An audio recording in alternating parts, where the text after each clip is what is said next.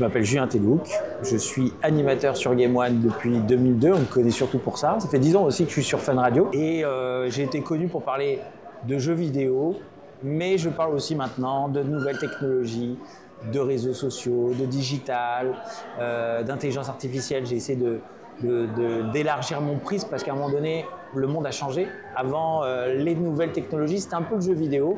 Et depuis la sortie de l'iPhone, l'émergence d'Internet, le monde a énormément changé. Et à côté de ça, je suis entrepreneur. J'ai créé une marque de chaises gaming qui s'appelle Rect. J'ai créé un comparateur de prix qui s'appelle Circle. Et je fais des jeux de société. Des petits jeux apéro. Il y en a un qui s'appelle Le Premier qui chante, qui marche plutôt bien, qu'on peut trouver à Cultura, à la Fnac ou à un petit jeu musical. J'aime bien toucher à tout. Quand le livre Julien Telouk, du coup? Alors j'ai fait des livres où je parle de jeux vidéo. Il y en a un autre où je raconte tout sur Game of Thrones. J'ai fait ça avec mon collègue Mathias Lavorel, collègue et ami. Okay. Et j'ai fait sur les super-héros. Qu'est-ce que j'ai fait d'autre? Enfin, j'ai fait des livres. J'ai pas fait de biographie, parce que je pense qu'il n'y aurait pas grand-chose à raconter. En revanche, mon collègue Marcus va sortir une biographie en octobre. Marcus aussi, c'est Marcus, il a fait une vraie biographie. Et il paraît que c'est sympa, il m'a dit là qu'il a lu les premières pages, c'est cool. C'est vrai? Il y a une vraie biographie de Marcus qui va sortir. Je suis trop Mais c'est pas moi qui ai écrit ça. Tu l'as pas chapeauté un petit peu, même pas? On m'a interviewé et j'ai dit la vérité sur lui, sur le personnage. Il y a celui qu'on connaît. Et moi j'ai dit que c'était un gros enfoiré. Non, je fais en backstage, en fait, c'est un tyran, tu sais. Il y a toujours cette image du dans la cam, putain. Non, surtout que j'adore Marcus, je le regardais quand j'étais jeune. Avant de travailler à Game One, c'était mon rêve de travailler à Game One. Et à cause de lui, je suis là. Je travaille à Game One. Bien, j'ai une question, on a dû te la poser 150 fois. Comment on passe de la radio aux jeux vidéo? Parce que toi, là-bas, c'était Fun Radio, si mes souvenirs sont bons, non? Non, pas Fun. moi, en fait, j'étais créateur de site internet. Ok, d'accord. Et j'étais avec une timidité maladive. Et à un moment donné, j'ai vu un casting à Game One. Et je me suis dit, tiens, je vais y aller. Si je fais le casting, au moins, je serai moins timide. Et en plus, je vais aller dans les locaux de la chaîne que j'adore. Et de fil en aiguille, j'ai été pris. Trop bien. C'est là où j'ai commencé à Game One en 2002. Au début, j'étais juste présentateur. Après, on m'a donné une autre émission, puis une autre émission. Et après, on m'a dit, bah, tu vas être chargé d'émission. Donc, j'ai signé un CDI, j'étais à la prod. Okay. Et en même temps animateur. Et après, je suis devenu directeur du pôle de divertissement, donc toutes les émissions de divertissement. Maintenant, je suis directeur éditorial. Et en parallèle, je voyais en fait des exemples. Les exemples, c'était... moi, j'aime bien m'inspirer des anciens. Pour moi, les anciens sont ceux qui ont l'expérience, qui ont déjà fait toute l'expérience avant moi, en fait. Ils ont déjà vu tous les problèmes et tout ça. Et pour moi, les anciens, les deux référents sont Marcus, parce que je le regardais à la télé et tout ça. Donc, j'ai beaucoup regardé, admiré, analysé ce que faisait Marcus. Et Bertrand Hamar. Bertrand Hamar, pour moi, c'est aussi un exemple. Je le regardais quand j'étais jeune. Pour mon ami. Voilà. Alors aujourd'hui pour l'e-sport, mais avant, il faisait sur l'émission Canal J Reset, qui était une émission de jeux vidéo et tout ça, que je regardais. Et quand je regardais Bertrand Hamar, bah, il faisait la télé, il faisait la radio, il était sur Énergie, il parlait de jeux vidéo, et il faisait Télé 7 jours. Bah, je me suis dit, tiens, ça c'est un exemple, il arrive à démocratiser le jeu vidéo sur plein de plateformes. Donc à un moment donné, j'ai travaillé pour Télé Loisirs, sur ce même modèle, en m'inspirant de Bertrand. Et à un moment donné, j'ai envoyé à des radios pour savoir qui serait intéressé. Fun Radio était intéressé pour faire du jeu vidéo aussi sur leur antenne. Donc du coup, en m'inspirant des anciens, des plus grands, parce que c'est quand même de grands monsieur, Bertrand Hamar et Marcus, il ne faut pas l'oublier. Et aujourd'hui, il fait beaucoup au sein du groupe Webedia, en e-sport et tout. C'est un vrai businessman, Bertrand Hamar. Mais il le fait bien. Il le fait toujours bien. Il le fait très bien. Tout ce qu'il fait, il le fait bien. Et ben, je me suis inspiré d'eux. En regardant ce qu'ils faisaient, je me suis dit, bah, il y a des bonnes idées chez chacun. Bouge, comment tu es dynamique sur la scène, je me suis dit, c'est Julien ça. Ah ouais. Il est pareil à la télé, il est pareil en vrai. Je suis pareil. De toute façon, moi, quand il arrive, je me suis dit, je dis la vérité. Et trop bien. Quitte à prendre des vestes, comme dit Conquerax, tout à l'heure, on en parlait, parce que j'ai dit que la Switch 2, c'était une très belle console, si on mettait le prix à part. Et c'est vrai que sur les réseaux sociaux, on m'a insulté. Pareil sur Assassin's Creed, parce que j'ai dit que c'est un bon jeu. Les réseaux sociaux. Non, mais moi, je donne mon avis, je dis la vérité, et après... si les gens critiquent, bah, ils ont qu'à faire le test derrière. Ça veut dire il faut que j'arrive à avoir une critique et c'est pas facile d'avoir une critique. C'est pas facile. Bah, là, on a été à l'événement de la Switch 2, on teste le produit et après, voilà, tu es là, tu dois digérer tout ce que tu as fait et tu te dis, bon, allez, ok. Qu'est-ce que c'est? Est-ce que ça vaut le coup? Et qu'est-ce que tu en penses? Et là, à un moment donné, il faut parler et il faut essayer de condenser tout ça. Il y a ton âme de joueur, mais il y a aussi ton âme de... Les gens vont t'écouter. T'as le player qui va dire, moi c'est un truc que je kiffe, mais après tu vas dire, Il y a mon âme de joueur, il y a mon âme de journaliste et il y a mon âme de consommateur que j'essaye de retrouver. Parce qu'on va être franc, je précommande toutes les consoles au lancement. Par précaution. Pourquoi? Parce que je me dis, les éditeurs, c'est pas obligé qu'ils m'envoient la console à chaque fois gratuite pour la tester. Je préfère par précaution la commander. Mais on va être franc, les jeux, je les paye pas et les consoles, je les paye pas. Pourquoi je la précommande aussi?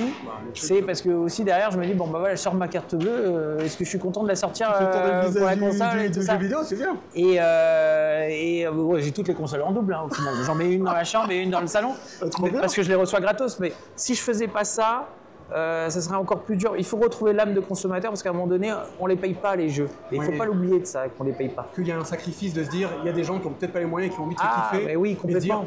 Une Xbox, une Switch 2, là je sais plus, je crois que elle va coûter pas cher, mais c'est les jeux qui vont coûter cher. Elle coûte 470 balles, c'est un peu cher quand même pour une Switch 2. Techno, hein. Mais le prix, alors déjà, pourquoi j'ai dit je mets le prix de côté? Parce que, alors c'était peut-être pas la question, mais moi je parle. Vas-y, tranquille. Pourquoi je mets le prix de côté? Parce que déjà un prix ça peut évoluer avec le temps, on l'a vu dans le passé avec les consoles qui ont baissé de prix au fur et à mesure. 2, la valeur, elle dépend de chacun. C'est ça. Moi, je suis chez Fun Radio, il y a des gens qui vont me dire une platine DJ à 1000 balles, c'est pas cher. Pour moi, c'est super cher. Oui, parce que mais eux, ils sont passionnés, pour eux, c'est pas cher.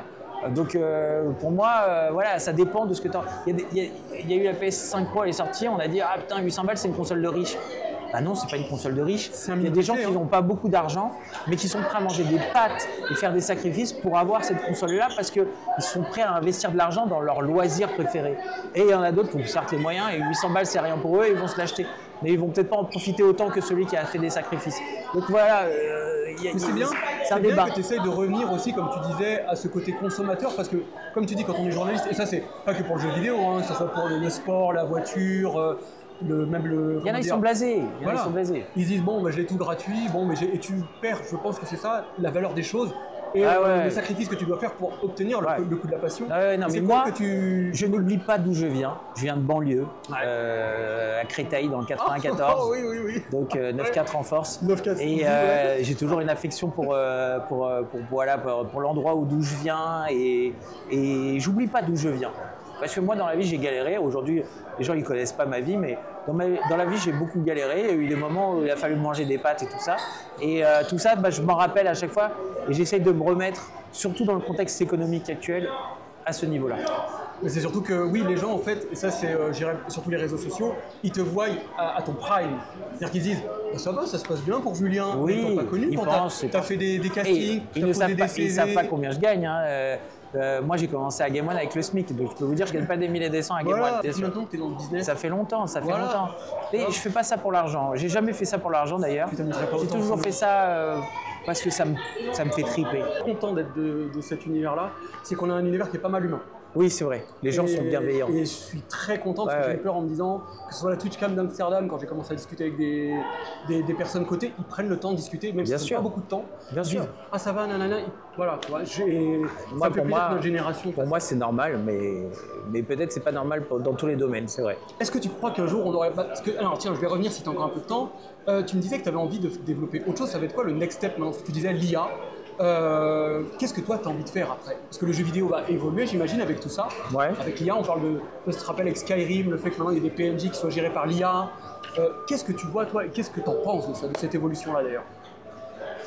Moi, je vois pas l'IA comme une mauvaise chose. Après, il faut légiférer autour de l'IA.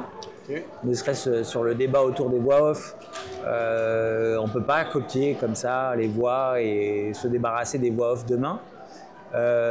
Ici, au festival, on a fait beaucoup de tables rondes autour de l'IA et c'est un débat, même au niveau technique, qui mérite qu'on s'y attarde. Il faut légiférer, ne serait-ce sur les voix off, mais sur le reste, l'image, la création graphique et tout. Parce qu'à un moment donné, si le clonage humain était autorisé, on ne ferait pas du clonage humain comme ça dans tous les sens. Bon, on aurait légiféré. Bah là, c'est la même chose. Après, je ne vois pas l'IA comme une mauvaise chose dans le jeu vidéo, parce que déjà, dans les jeux, on a toujours affronté une IA. Après, ça peut apporter beaucoup de choses.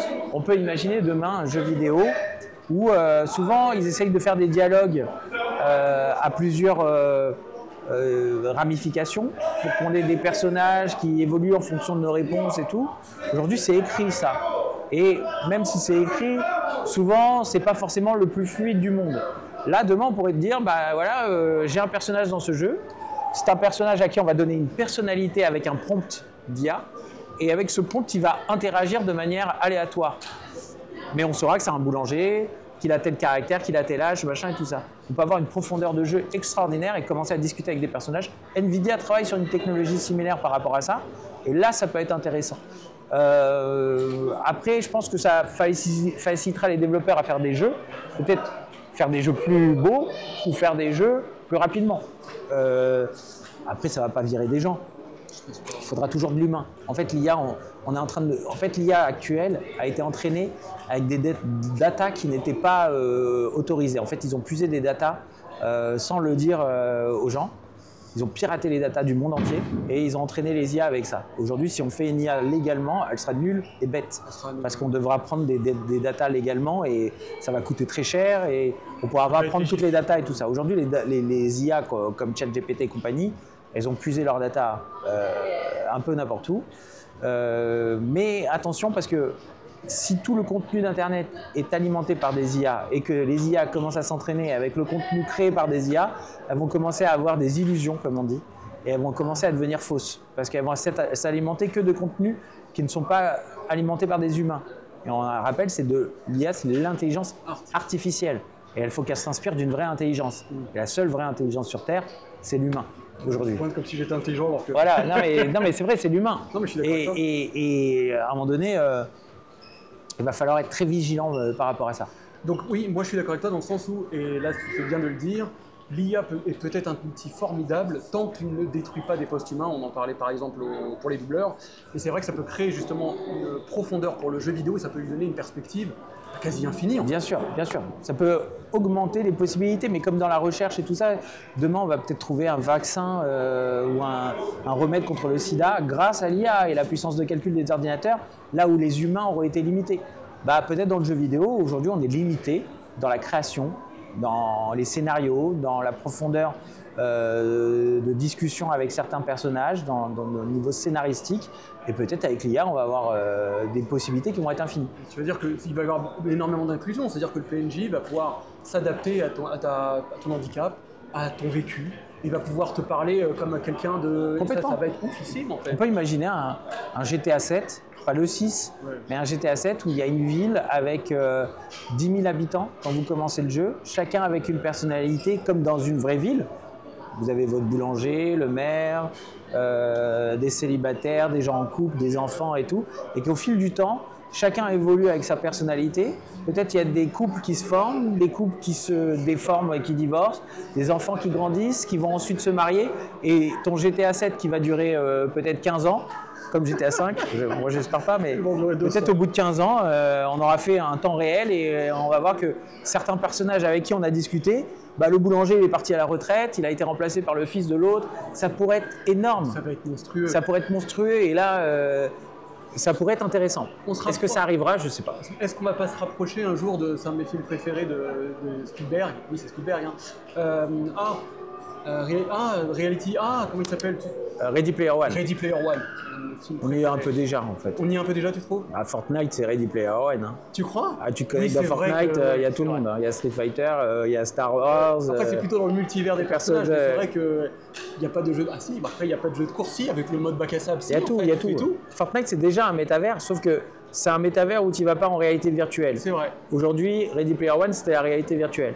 Là, Fortnite c'est un métavers par le biais, tu y accèdes par le biais d'une fenêtre, on va dire, virtuelle. Mais ce monde virtuel dans lequel tu accèdes, c'est déjà un métavers. T'as raison, non, c'est vrai que j'avais jamais vu Fortnite. Et en vrai, on est déjà, quand tu regardes, on est déjà dans le métavers en fait.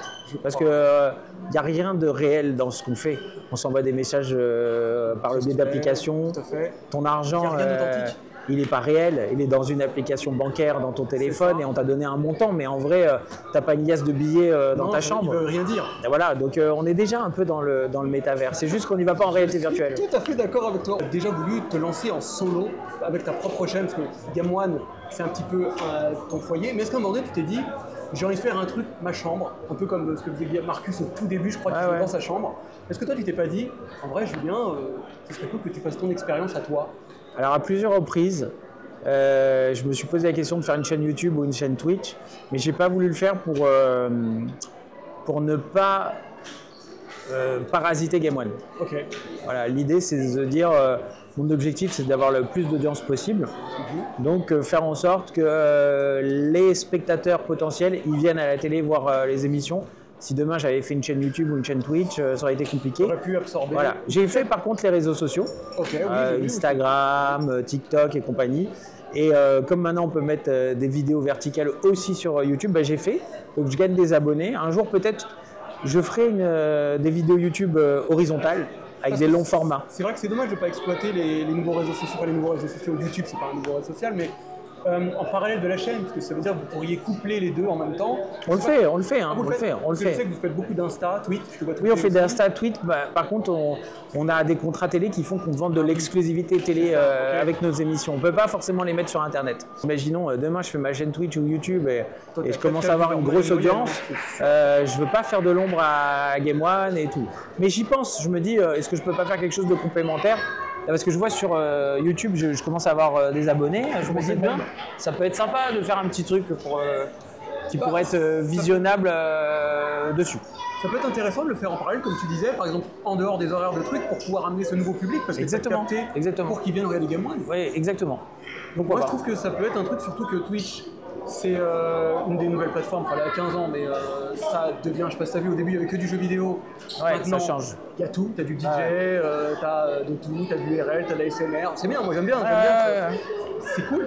Moi je suis pour ce genre de choses, il n'y a pas de souci. Très content de t'avoir parlé, Julien. Bah, moi aussi. Merci beaucoup. Avec plaisir. J'espère qu'on pourra te voir un jour sur Colombe.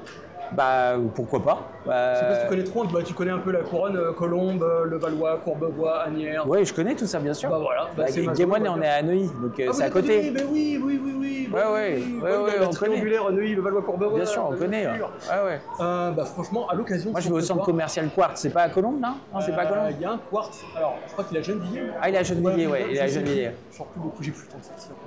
J'adore Quartz. C'est vrai. J'adore le centre commercial. T'imagines, je te fais un live IRL. Je vais chez Action, j'adore. Extraordinaire. Action, c'est trop bien. J'adore, c'est même passion Action. T'es un homme comme tous les autres en fait. Bah oui, pourquoi? Merci beaucoup Julien, énormément. Merci à toi.